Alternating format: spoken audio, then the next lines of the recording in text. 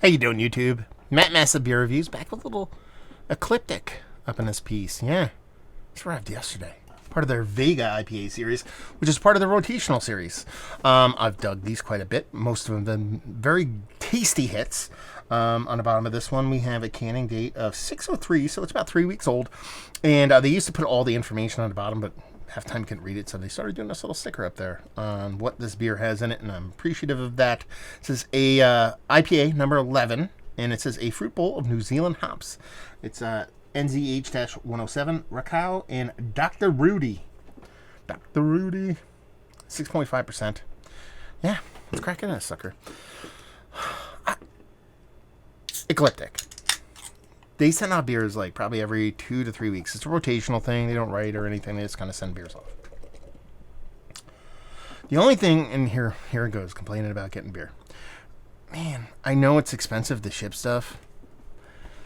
They have the worst shipping in Nursery Mankind now. Granted, their brewery is out in the furthest possible location from where I am, basically, up there in the Pacific Northwest. Cam-wise, I always dug them, kind of bubble jet printer stuff. But they take so long to get to me, and I kind of think that does these beers a little bit of disservice, especially, this is a single beer they set off, a light little hazy IPA. A lot of breweries that send me beers off from the West Coast are talking 2-3 days. Typically beer comes to me, and that's almost everybody, 3, maybe 4 days. Their stuff usually takes a week and a half to 2 weeks. I don't know why. So on these hot summer days, we're literally going through like a heat wave right now. Just can imagine what this went through. Just keep that in mind when we get this beer, kind of putting it through the ringer. Yeah, bright, not turbid, bright, vibrant, kind of orange core to it. Just off of a perfectly white head. Almost has like a gray touch to it. Kind of index finger of creaminess on that sucker. Let's get a nose. Not gonna lie, that smells really nice. It almost has like a little oat kind of vibe to it, to be perfectly honest with you. Because I almost got a little bit of vanilla. That's not vanilla. What is that? It's almost like oats added to it. So it has this nice, bright, summery style kind of citrus thing. When I think of like New Zealand hops, I think a little bit more ranky-dank, a little bit more vibrant. But it's got this kind of combination of light citrus and very, very, very light tropical fruit. Well, a little bit of softness to it that I attribute to like a little bit of an oat addition. It smells quite nice. Let's dive in. Cheers.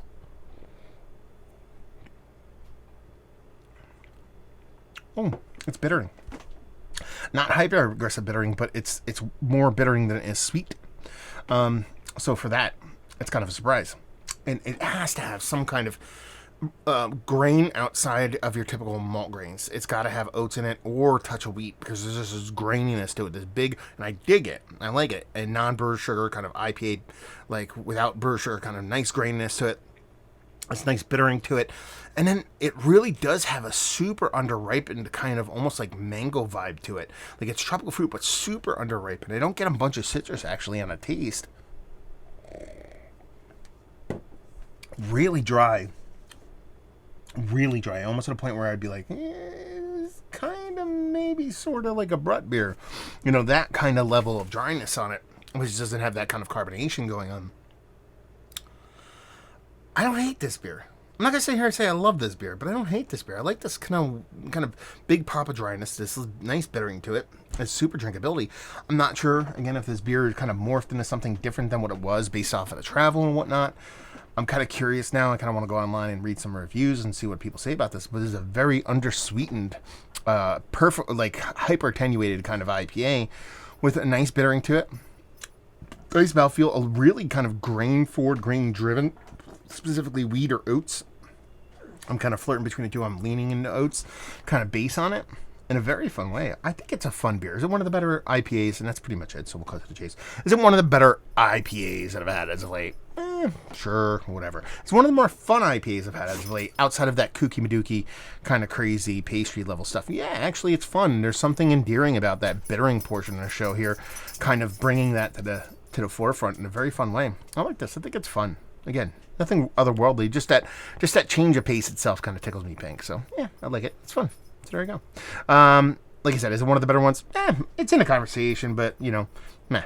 Value availability, no idea on these. Somebody who's in the know, let me know what's what, and leave you with it if you like what we like this beer. If you like your IPAs, you like them dry and like them small, you will like this. So there you go. Reviewing the books. If you've had this, please let me know down there if you want to talk about it. Massive beers. If you want to check me out doing the social media stuff, Beer Massif. If you want to check me out doing the whole podcasting thing, and hopefully you guys enjoyed the review. Hopefully enjoying it on Ecliptic right now. Hopefully see you next time. Cheers.